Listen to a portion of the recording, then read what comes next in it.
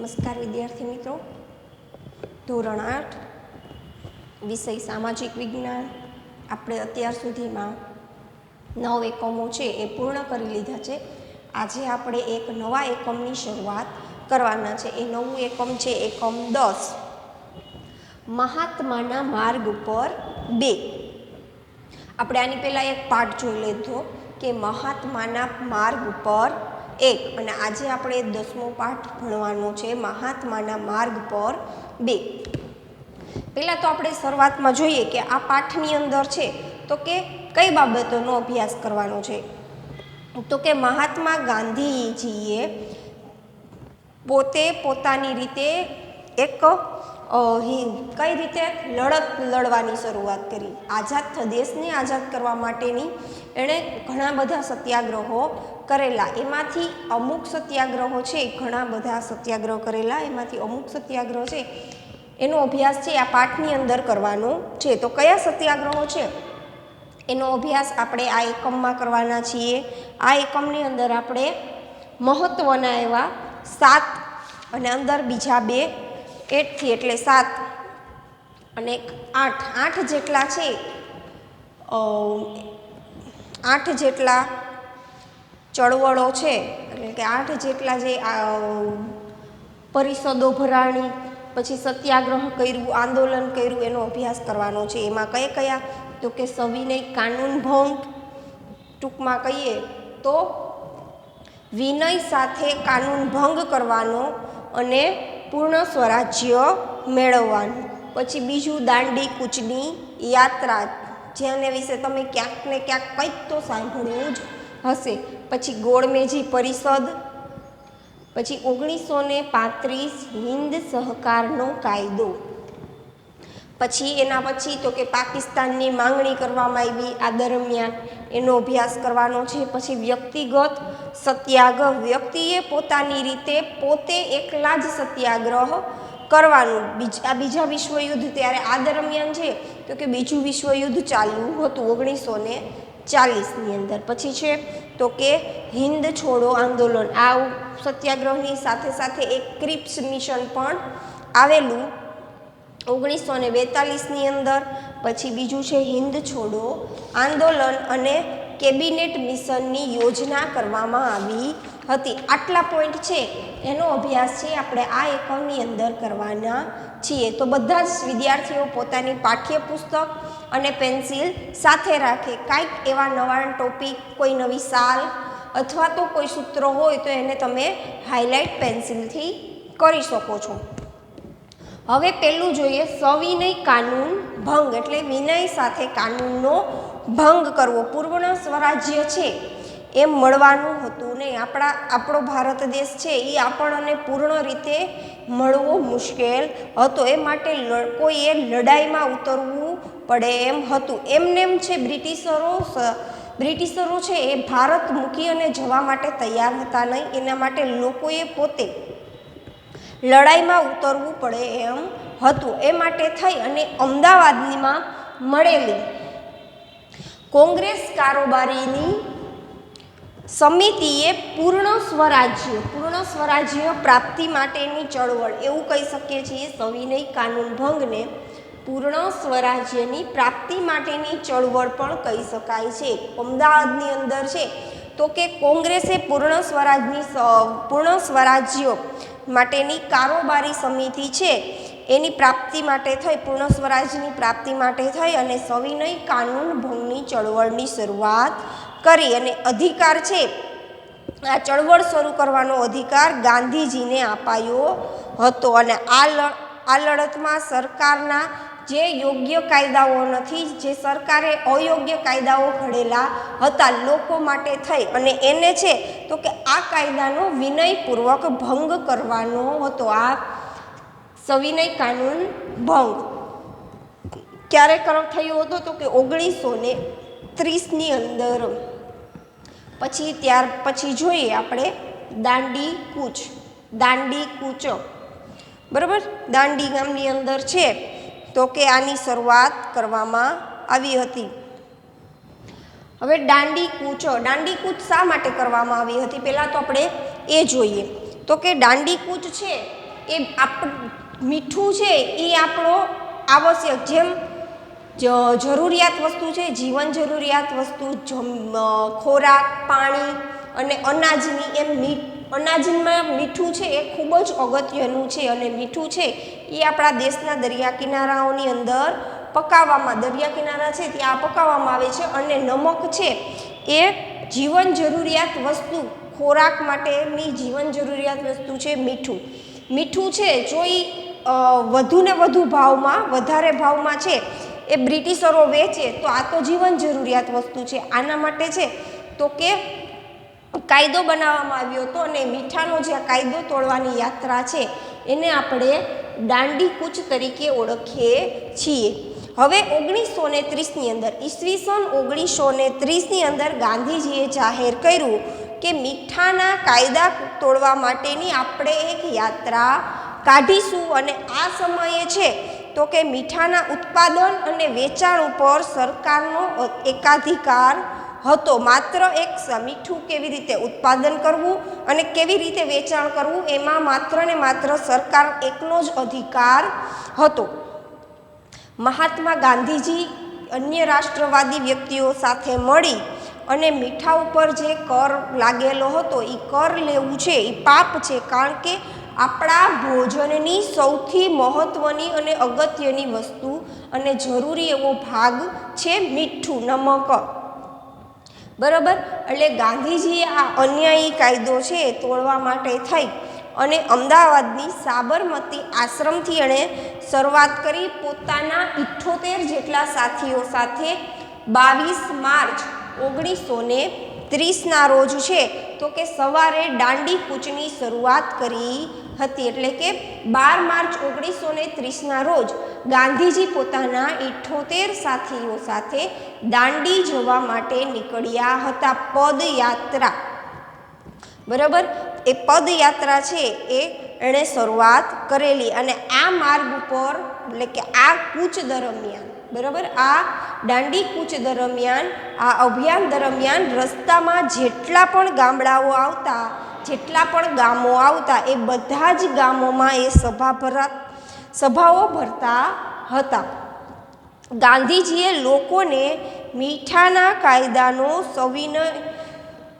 સવિનય ભંગ સમજાવી અને નવી રીતે સ્વરાજ્યની લડત અને સત્યાગ્રહનું મહત્ત્વ સમજાવ્યું હતું.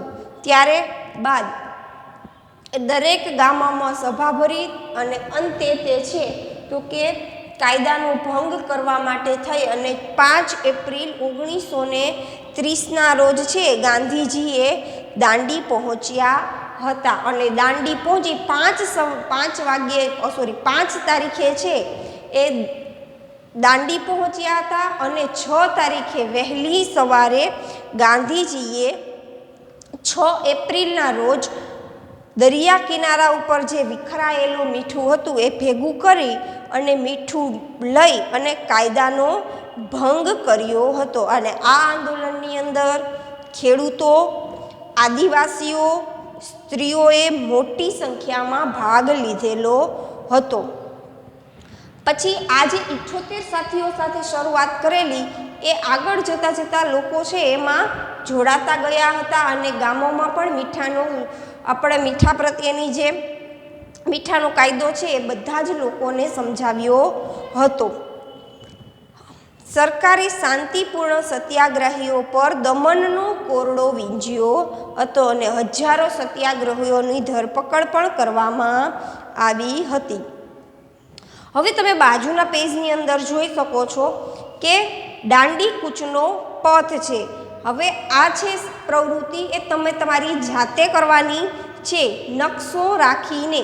અને તમારી પાસે નકશો ન હોય તો તમારી પાસે કોઈ બુક અથવા તો કોઈ એવી બુક અથવા તો તમે નેટના માધ્યમથી કે યુટ્યુબના માધ્યમથી છે તો કે આ રસ્તો છે એ તમે જાતે શોધશો. ત્યારબાદ આપણે જ્યારે નેક્સ્ટ વિડીયો હું મૂકીશ ત્યારે આ પથ છે આખો એ હું તમને સમજાવીશ. પણ એક પ્રયત્ન તમારે જાતે કરવાનો છે કે બાજુમાં જે નકશો આપેલો છે એમાં દાંડી કૂચના રસ્તા ઉપર કયા કયા સ્થળો આવ્યા હતા, પછી અમદાવાદથી દાંડી સુધીનું અંતર અંદાજે કેટલું જ હોય છે, કેટલું થાય છે એ લખવાનું છે. પછી દાંડીકૂચ કયા કયા જિલ્લામાંથી પસાર થઈ હતી. અને હાલ ગુજરાતની અંદર મીઠાના ઉદ્યોગ કેન્દ્રો કયા કયા છે અને ગાંધીજી તેમના સાથીદારો સાથે કેટલા દિવસે દાંડી પહોંચ્યા અને દરરોજ તેમણે કેટલા કિલોમીટરનું અંતર કાપ્યું હશે. આ તમારું હોમવર્ક છે. જ્યારે નેક્સ્ટ વિડીયો મૂકીશ ત્યારે આજના તમને જવાબ તો આપીશ જ, પણ સાથે સાથે એ જવાબ સાથે તમારા જવાબો પણ કમ્પેરિઝન કરવા. હવે આટલું જાણો કે આ જે સત્યાગ્રહ ચાલતો હતો એ સમયે ધરાસણા ગામમાં પણ, ધરાસણા ગામ છે એ મીઠાનું સૌથી મોટું ઉદ્યોગ કેન્દ્ર હતું અને ત્યાં પછી ત્યાં સત્યાગ્રહ કરવાની ગાંધીજીએ જાહેરાત કરી. ગાંધીજી અને અબ્બાસ તૈયબની ધરપકડ થવાથી ધરાસણા સત્યાગ્રહની આગેવાની છે એ સરોજિની નાયડુએ લીધેલી હતી. વ્યક્તિગત સત્યાગ્રહની અંદર પણ સરોજિની નાયડુનો ખૂબ મહત્વનો એવો ભાગ રહ્યો છે. અંગ્રેજ સરકારે આ સત્યાગ્રહને અટકાવવા માટે ક્રૂરતાભર્યા પગલાં લીધેલા હતા અને 300 જેટલા સત્યાગ્રહીઓ ઘાયલ થયા અને 2ના મૃત્યુ થયા હતા. આમ છતાં પણ સત્યાગ્રહીઓ જરાય પાછા પડ્યા ન હતા અને સફળતાપૂર્વક સત્યાગ્રહ છે એ સફળ કર્યો હતો. આ હતો દાંડીકૂચની યાત્રા. હવે આપણે નેક્સ્ટ જોઈએ ગોળમેજી પરિષદ. પહેલાં તો આપણે શબ્દ સમજવો જોઈએ. ગોળમેજી પરિષદ. ગોળમેજી એટલે શું? ગોળ એટલે રાઉન્ડ અને મેજ એટલે કે મેજ, બેન્ચ અથવા તો પાટલી, ટેબલ, બરાબર. જે વર્તુળાકાર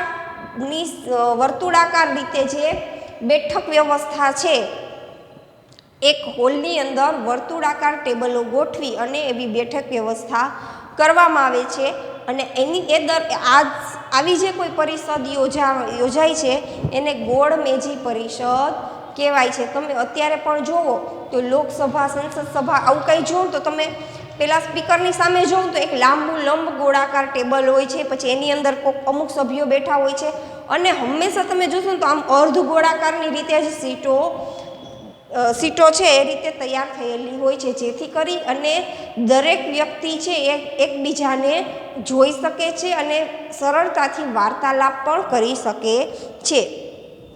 હવે ગોળમેજી પરિષદનો હેતુ શું હતો? તો કે ભારતને કેવા પ્રકારનું બંધારણ આપવું અને એની અંદર કેવા સુધારાઓ કરવા.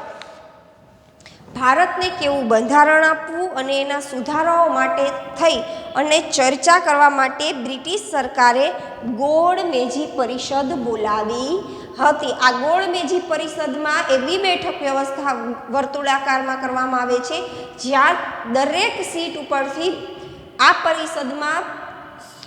પરિષદમાં સામેલ દરેક વ્યક્તિને સરળતાથી જોઈ શકાય છે અને એની સાથે વાર્તાલાપ પણ, ચર્ચાઓ પણ કરી શકે છે. આવી રીતે ગોળ આકારની ટેબલની વ્યવસ્થાઓ કરેલી હોય છે.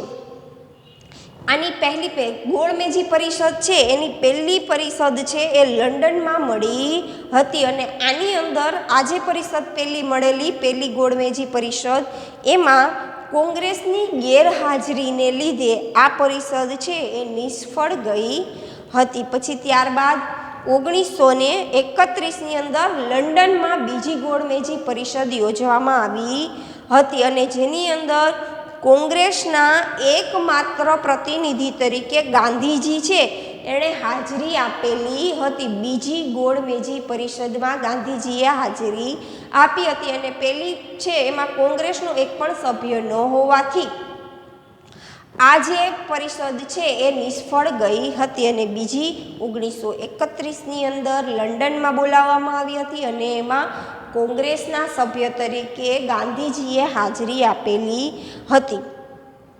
એની અંદર જુદી જુદી કોમના એટલે કે દરેક જ્ઞાતિના, દરેક કોમના એક પ્રતિનિધિઓને બંધારણની ઘડતરની ચર્ચા વખતે પોતાની કોમ માટે અલગ મતદાન મંડળની માંગણી કરી હતી.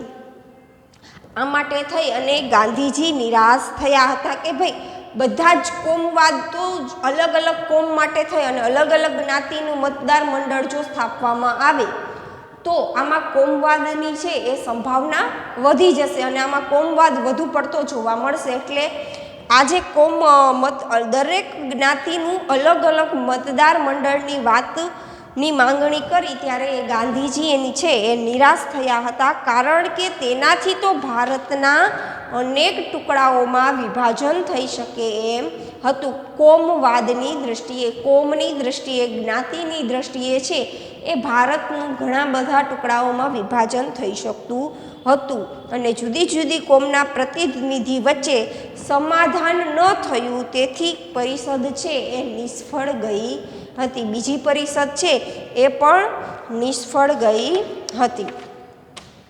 હવે આપણે જોઈએ તો કે 1935ની અંદર હિન્દ સરકારનો કાયદો એટલે કે સુધારા, બંધારણની અંદર સુધારાઓ કરવા માટેનું બીજા તબક્કાની શરૂઆત 1935 હિન્દ સરકારનો કાયદો. આ કાયદા દ્વારા તો કે હિન્દમાં એટલે કે ભારતમાં જે બંધારણીય સુધારો છે એના બીજા તબક્કાની શરૂઆત થઈ હતી. હિન્દી રાષ્ટ્રીયની અપેક્ષાઓ કરતાં તે ઘણો જ ઓછો હતો. આ સમયે ડૉક્ટર રાજેન્દ્ર પ્રસાદના મતે 1935ના કહેવાતા સમવાય તંત્રના ધારામાં સાચું પ્રાંતિક સ્વરાજ્ય પ્રજાને કે પ્રધાનો નહીં પરંતુ ગવર્નરોને આપવામાં આવ્યું હતું અને આ કાયદાની અન્વયે ચૂંટણીઓ થઈ. ગાંધીજીએ પણ એમાં સૂચવ્યું હતું કે 1935ના જે બંધારણ પ્રમાણે આપેલી ખાસ સત્તાઓ હક ગવર્નરો વાપરે નહીં, પ્રધાનમંડળની સલાહ મુજબ વર્તવાની તેઓ બાંહેધરી આપે.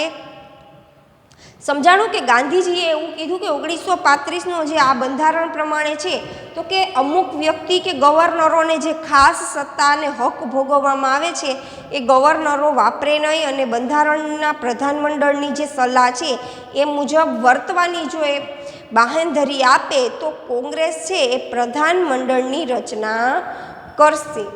આ અંગે વાઇસરોય અને હિન્દી વજીરે સ્પષ્ટતા કરી કે કોંગ્રેસ અને મુસ્લિમ લીગ છે એ પ્રધાનમંડળની રચના કરી અને પ્રાંતીય સ્વરાજનો આ પ્રયોગ લગભગ 2.25 વર્ષ સુધી ચાલ્યો હતો અને છેવટે 1939માં જ્યાં બીજું વિશ્વયુદ્ધ શરૂ થયું ત્યારે હિન્દને પૂછ્યા વગર જ, હિન્દના લોકો ભારતને પૂછ્યા વગર જ બ્રિટિશ સરકારે છે આ યુદ્ધની અંદર ભારતને પણ જોડી દીધું. બીજું વિશ્વયુદ્ધમાં ભારતને પણ જોડી દીધું. પરિણામે તેના વિરોધમાં પ્રધાનમંડળોએ રાજીનામા આપ્યા હતા. આ જ દરમિયાન પાકિસ્તાનની અલગ માંગણી 1940ની અંદર બીજું વિશ્વયુદ્ધની શરૂઆત થઈ એટલે 1940માં પાકિસ્તાનની અલગથી માંગણી, એવું મોહમ્મદ ઇકબાલ અને ચૌધરી રહેમત અલી જેવા મુસ્લિમ નેતાઓએ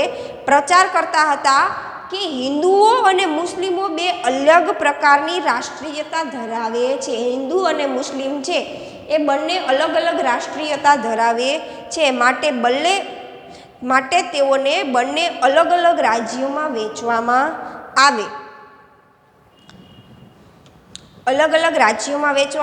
પછી માર્ચ 1940માં લાહોરમાં મળેલી જે મુસ્લિમ લીગ અધિવેશન હતી એમાં મુસ્લિમોને બહુમતી ધરાવતા પ્રદેશોને બનેલા સ્વતંત્ર રાષ્ટ્રને આપણે પાકિસ્તાનની માંગણીનો ઠરાવ પસાર કરવામાં આવ્યો હતો. પાકિસ્તાનના લોકોએ પોતાનું એક અલગ રાષ્ટ્ર, મુસ્લિમ લોકો બહુમતી ધરાવતા લોકોએ પોતાનું એક અલગ રાષ્ટ્ર તરીકે છે તો કે એની માંગણી કરી હતી અને એનો ઠરાવ પસાર કરવામાં આવ્યો હતો. ત્યારબાદ લીગે પાકિસ્તાનની રચનાને જ મહત્વનું પોતાનું મુખ્ય ધ્યેય બનાવ્યું હતું. મૌલાના આઝાદ અને ગાંધીજી સેવાગ્રામમાં, જો આ બાજુમાં તમને ફોટો પણ જોવા મળે છે, 1942માં મૌલાના આઝાદનો જન્મ છે એ મક્કામાં થયો હતો અને ઘણી બધી ભાષાઓ તેઓ જાણતા હતા. આઝાદ ઇસ્લામના વિદ્વાન અને બધા ધર્મના એકતાની હિમાયતી હતા. ગાંધીવાદી આંદોલનમાં તેઓ હંમેશા સક્રિય રહેતા હતા. કોણ?